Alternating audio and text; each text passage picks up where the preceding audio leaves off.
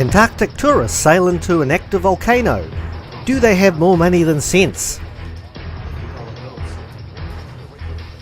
Temporary loss of sanity results in tourists swimming in the icy waters of Antarctica. Do they think they're penguins? Good evening. Tonight we examine what happens when people with nothing better to do than travel go to a place like Antarctica. The southernmost continent has never been the same since an old guy visited there wearing shorts and jandals and went for a swim in the freezing Antarctic waters. We cross live now to Antarctica, where Lillian Chong has more. This is Lillian Chong reporting from Deception Island in Antarctica. We're having a great time. Everybody here is well and enjoying near perfect conditions in Antarctica. Everyone is also eagerly anticipating seeing whales on this trip. Not many whales have been spotted. Steve Chong did report he saw whales 2 days ago, but conditions were too rough to photograph the sighting, so we cannot be positive that it actually happened.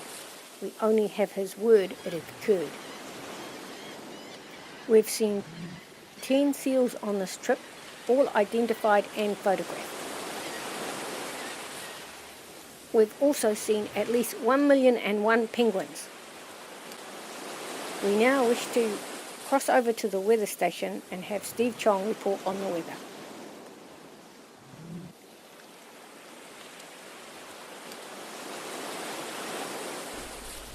Well, of course, in order to report the weather, we must have a weather station. And of course, by chance, I have one in my pocket. So, just going to drop the sensor in the water.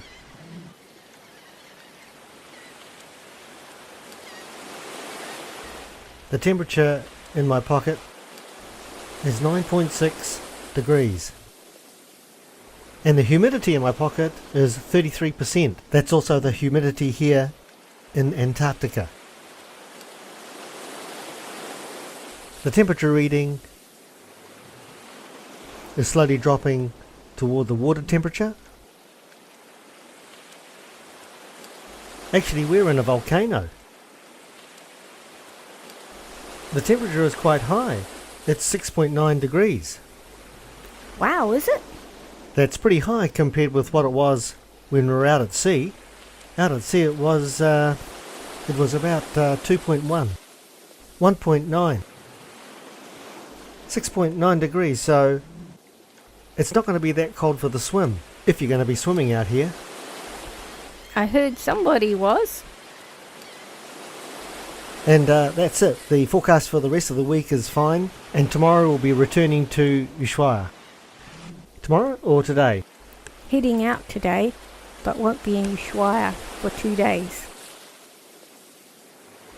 So, this is Steve Chong reporting from Antarctica. Deception Island in Antarctica is an active volcano, one of the most unique places on the planet. Its history goes back to the beginnings of the Earth, as Steve Chong reports in this exclusive story. Deception Island is called Deception Island because it's deceptive. For starters, the entrance to the island has a huge rock in the centre of it, under the water. Then it can be rougher on the inside of the island than on the outside of it in a storm. The shipwrecks in the area are a testimony to how deceptive this place is. And finally, it's an active volcano, which since about 6,750 BC has erupted 18 times, the last one being in 1970. The crater harbour was formed about 10,000 years ago, when 30,000 cubic metres of crater wall blew out, allowing seawater to flood into it. Today, the floor of the crater is rising rapidly in geological terms, and this island is classified as a restless caldera with a significant volcanic risk. Its current alert status is green, meaning no eruption is anticipated. It was here at this location that we did our Antarctic swims. I did the full version and Lillian did a limited version, and you can see this in a separate 14-minute episode. Deception Island is a popular tourist destination, and for that reason The local bird life are used to visitors and just completely ignore you as you pose no threat to them. Unbelievable, these birds are not even worried about us. Walk right up to them, you're not allowed to though.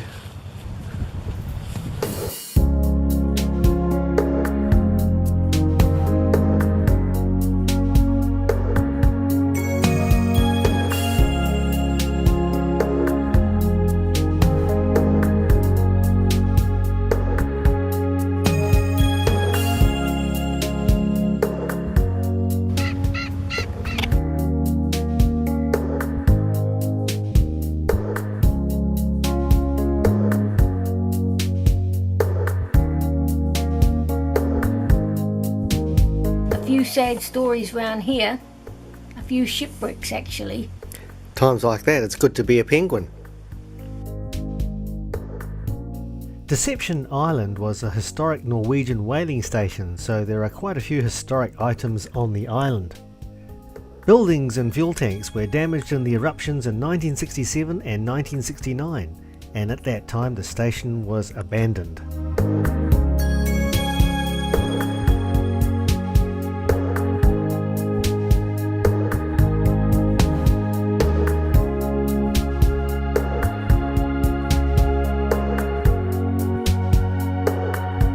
Historic whale bones are also found on the island.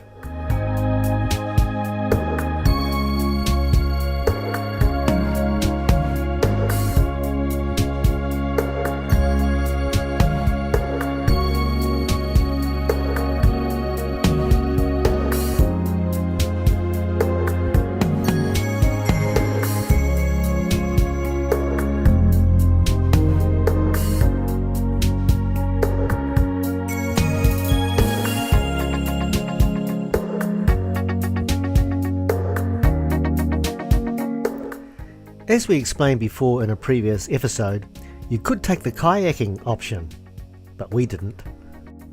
We didn't take the camping option either. Boring old farts we are.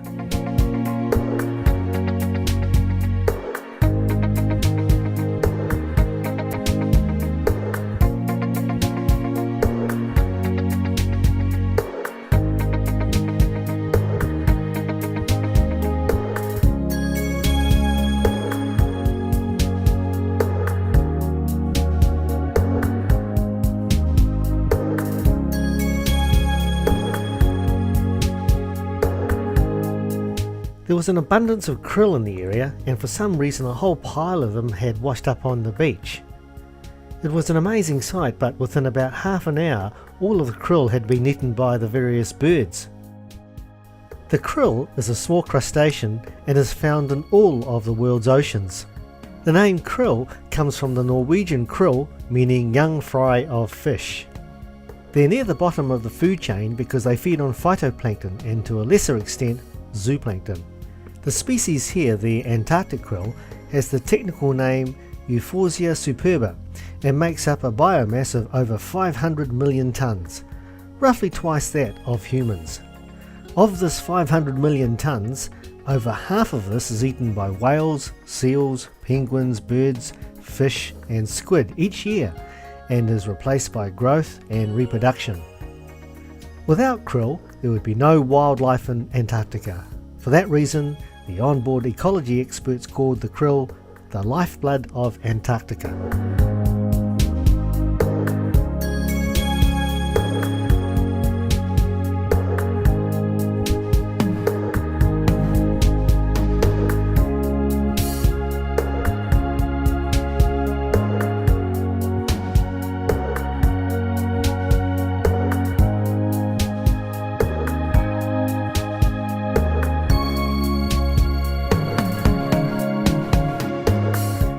Although the surface of the sand was at 0 degrees, just a few inches below the surface the temperature was about 15 degrees.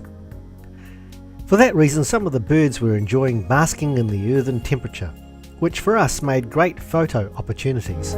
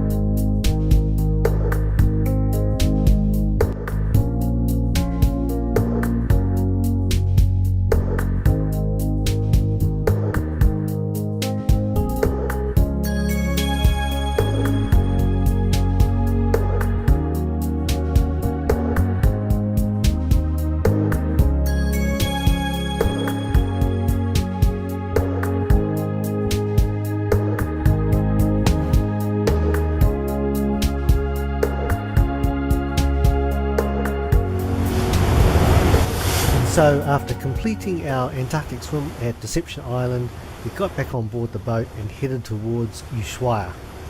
A journey of 2 days across the Drake Passage.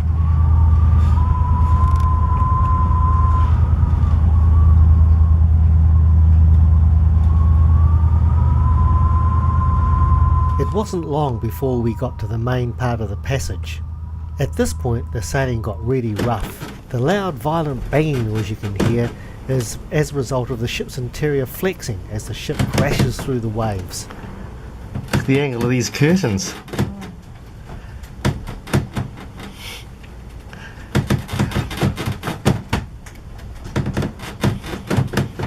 Look at the wake. Normally there's no wake.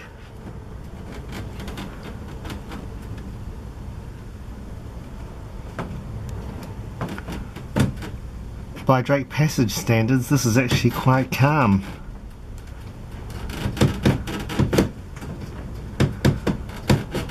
I'm just absolutely hanging on to the windowsill here in case I fall over. Ship's on a permanent lean.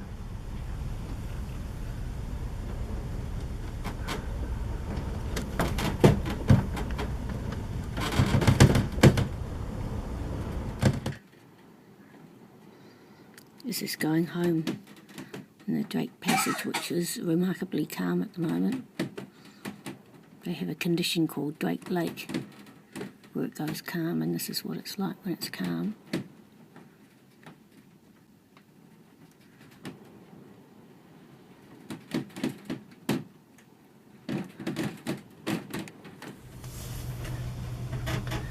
This is day 8 of our cruise and we're now in the Drake Passage.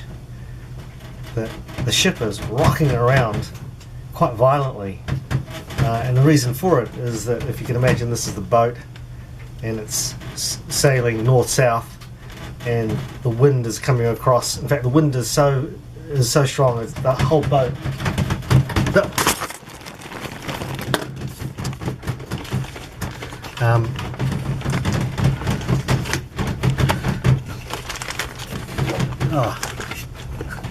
there you go, that's how it shows you how violent the boat is. I can't even keep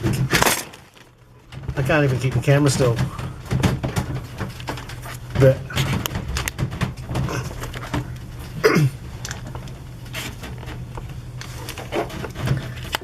you can hear the cabinets creaking as the boat flexes left and right and fore and aft. Yeah, we're not going to sink. I mean, the creaking is so loud that it just keeps going all night. Bang, creak, creak, creak, creak, and there's every now and again there's a huge bang as the bow hits the waves. And you know, this is not even rough conditions, but as I was explaining, the wind comes across and it blows creates the waves which rock the boat like this, and the boat's going like that as well. And it's quite strong wind, so the whole boat is on a permanent list of about 10 degrees. So you see people walking around on the boat, you know, like this, you know, like there's a wind blowing on them. So it's quite an experience, and so far I'm not seasick, but Lillian is a bit, and so are a lot of the passengers. So the restaurant's not quite as full as it normally is as a result tonight. But you know, that's sailing. We're finally back in Ushuaia. There's a song called "Oh What a Night," and oh what a night it was. And by the way, that noise that you can hear in the background, that rumbling, this boat weighing the anchor. No, it's the captain weighing the anchor. I don't know why he weighs it every time. He weighs it quite often, in fact. You'd think by now he'd know how heavy it was. Anyway. It was a pretty rough night. Yeah. The Drake Passage was relatively smooth. It was so rough that The last little bit, wasn't it really? The last 8 or 9 hours was rough. But prior to that, we were both really well. Stephen still managed well. I didn't get sick. Even with the rough weather, you could barely stand up. No. And then when you're sleeping in your bed, because of the list of the boat, you tend to roll out of the bed. And not only that, when the boat's going up and down, it's like being in an aeroplane. in turbulence, and 1 minute you're sinking right into the bed, next minute you're floating right out of the bed, and you've got to be careful you don't float right out of the bed onto the floor. Pretty exciting. So this morning I'm having a slow start, and before breakfast they put on tea and coffee and these beautiful fresh baked Danish pastries, which you can help yourself to. So I thought I'd have that this morning before breakfast, and then maybe just have a light breakfast, because it's been quite rough overnight. Just take a gentle start to the day. Very nice boat. Can't complain about the boat in any way at all. Really good. Been very spoilt the whole trip. The staff are really kind and nice, and the weather's been fantastic, and both crossings of the Drake Passage have been what they call calm. So it's been great. It's 8 degrees outside here. Oh wow, it's warmed up. Yeah, it's warmed up, 8 degrees. Up from the usual 1 or 0. It does feel warmer, doesn't it? It's so hot here. It's now 8 degrees. I feel like I'm a penguin sweating. Yeah. Pretty warm.